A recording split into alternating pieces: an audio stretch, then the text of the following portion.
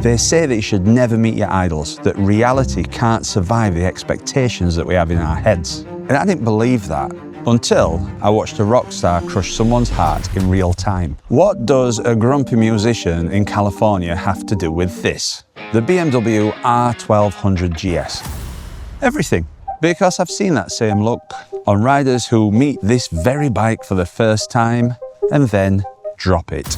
If you're new around here, my name's Andy and I've been riding motorbikes for just under a year. This is a story about idols, reality, and whether riding the BMW R1200GS is all that I hoped for. Quick one before we dive in, only 35% of the people that watch the channel regularly are actually subscribed. If you enjoy story-led, brutally honest bike videos like this one, please subscribe, and in return I promise to make the videos more interesting every week. NAMM Anaheim. If you don't know what NAMM is, imagine 100,000 musicians all in one hangar-sized hall. So how this works is that they have a signing desk and you find out that a superstar is going to turn up at a certain time, and you get in a queue and you can meet your idol and they will sign whatever you've brought. So ahead of me in line is this woman. She's a super fan. He plays electric guitar, acoustic guitar, bass guitar, and he can sing like the best of them. You could say that he's like a Swiss Army knife of musicians, a little bit like a certain bike that we're talking about. The queue progresses, and now it's the lady's turn in front of me. And she says, "I'm so pleased to meet you." And the guy never looks up. He's got his head down. And she says, "I'm so excited to hear, what are you working on?" And he says, "Well, I'm working with the band, aren't I? What do you think I'd be working on?" After this incident, I have seen this look. A friend of mine always dreamed of owning a 1200 GS, and he bought one. And within a week, he dropped it in front of his friends twice. Just as a quick side note, this BMW 1200 GS is not a press loaner and it's not from a dealer. It's actually come from one of our viewers, Jonathan. He got in touch with me via email and he said, "Would you like to try my bike?" The BMW R1200 GS is a bestseller. It's the bike that launched 10,000 gap year expeditions, but for some riders, it's rude. I know of at least 2 people that wanted a GS for a long time. They saved the money, scanned the classifieds, and finally bit the bullet and bought one. Within a week, both of them had dropped it, and they totally lost the confidence of riding it. The reason? They were on the tiptoes. I've heard that if you're under 5'10", this bike can really bite back. And because of that, you'll find that you can get seat height adjustments or even glam rock style platform shoes to ride in. What I found was that at low speed, all that weight lives above your knees. If you get a few degrees off upright on a camber, gravity introduces itself. And when that happens, that's the same look as the lady who met the rock star idol. It's like your dream bike just swore at you, but in German. Now stick with me, because just like that rock star, this rude bike might surprise you. So now it's my turn to meet our superstar. And I've just witnessed how he spoke to a super fan. And now I'm ready for my disappointment and to possibly give him some friendly Yorkshire advice. And then he looks up. He hears my UK accent and we chat about guitars. He signs my CD. He gives me a full smile. He's human and he's present. It was 2 minutes that wiped out the last 20 minutes of pure cringe. And that brings me back to the GS. The first time you meet a GS, you might have cold tyres, a gravelly forecourt, it's got a high seat, you're nervous, you might be on your tiptoes. Once you're rolling, the weight just disappears. The magic trick that redeems this 238 kilo beast is the Telelever front end. By separating the braking from the suspension, it kills the nosedive that you expect on a big heavy bike, and it keeps it unbelievably stable. It has 125 horsepower, 125 Newton meters of torque, and that's right in the sweet spot of revs for this bike. If you want motorway comfort, well, it's got an electric screen, wide seat, cruise control, heated grips, riding pillion, absolutely no drama. B-road, it'll embarrass sports bikes if the surface is rough. So I came to see what it was all about, but I carried on riding it because this bike started to earn my trust. If you've got a mid-corner bump, the bike just shrugs at it. It's got wide bars. It leans predictably. And I found that below 3,000 RPM, it's a calm bike. It does pull. In fact, There were times where I didn't think I needed any throttle whatsoever. But 4,000 to 7,000 RPM, well, that's the sweet spot for overtaking. And it vibrates just enough for it to sound like a motorbike engine rather than a sewing machine. It's got electronics that really help. And as far as slow speed riding, well, the steering lock is good. The clutch is friendly and there's no snatchiness in the throttle. But if you're 5'10" or below, you need to respect the road camber. If you plan your stops, I'm sure you'll be fine.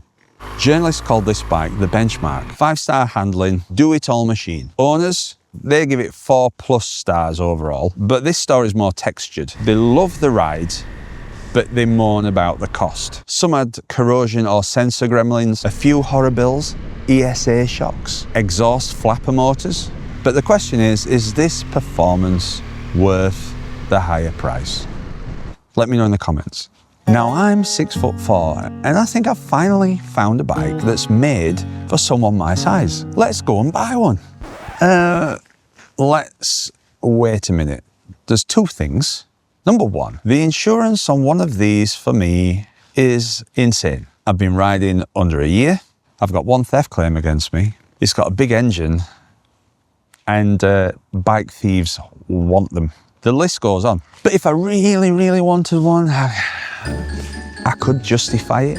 Just have less coffee, go to Greg's a little bit less. I could knock Friday nights on the head and not spend as much on everybody at Christmas. But there is one more thing. It's time to address the elephant in the room. Now, I've heard that the GS has got a bit of a reputation here in the UK, and people that ride GSs have, shall we say, a nickname. And it goes GS and then a word that starts with a W that rhymes with anchor. And apparently, it refers to the GS rider that has panniers and a top box, but only ever really goes down to the local cafe. And this phrase has caught on to other technically superior products here in the UK. Have you ever heard of the dry robe W word that rhymes with banker? You can find these people strutting the seafront in a £165 fleece-lined tent, yet never dipping a toe into the North Sea. Both the bike and the bathrobe coat are insanely good for what they were built for. Crossing continents or changing after wild swims in January. Let me know in the comments what you think, and please be kind to each other. So what's the lesson in all this? Well, owning a GS really doesn't make you an adventurer, but it just might nudge you to become one. Now, they're not without the faults. So if you're in the market for a GS, I've done a bit of research. I thought I'd just run through these really quickly, just so that you've got it in your mind for when you're looking at one. So I've got my list and I'll read these out. There was a fork recall sleeve fitted, and this was critical. It was a critical safety recall on GSA models built November 2013 to June 2017. The fix is a permanent reinforcing sleeve at the top of the fork tubes. If the seller cannot prove, and you need an invoice or BMW VIN check, that this free work has been done by a BMW dealer, just walk away. 2, water pump weep hole. A slight dried bluish stain is common and can self-seal. But if you see an active drip or the coolant level is dropping, that's a failing seal. Budget £300 to £400 for a replacement pump, or use it to negotiate your price. And then there's final drive oil and play. You want to be asking when the final drive oil was last changed. Many owners do it at 10K, BMW says 20K, and look for any leaks at the hub or pinion, and if there is any, then haggle on that one. There was a drive shaft corrosion and vent drain campaign, so UK bikes suffer from trapped moisture. BMW launched a service campaign to drill a drain hole and fit a one-way vent valve to the swing arm. If you're looking at buying one of these, ask if this free preventative work has been carried out. It's saving you from a very expensive future failure. And as you know, service history. So 6K for the oil, 12K for your valve checks. So they are my top tips if you're looking at buying one. So that Rockstar, bad moment, not a bad man. And this GS, if you catch it on a bad day, It can be demanding, but it's definitely not a bad bike. If you come to your first ride of a GS and you expect a lightweight toy that you can throw around, you're going to be disappointed. In fact, you might even be heartbroken. But if you come in with your eyes open and you get the seat height right for your height, and you've got crash bars fitted, and your skills are practiced, the GS gives you something really, really special. Range, comfort, confidence, and hopefully loads of stories. So I'll ask you, is the BMW R1200GS the best bike you can get for the money? Coming up next on the channel, I will be in the hands of Met Police motorcycle trainers and TT riders as they look to improve my skills dramatically within 2 days.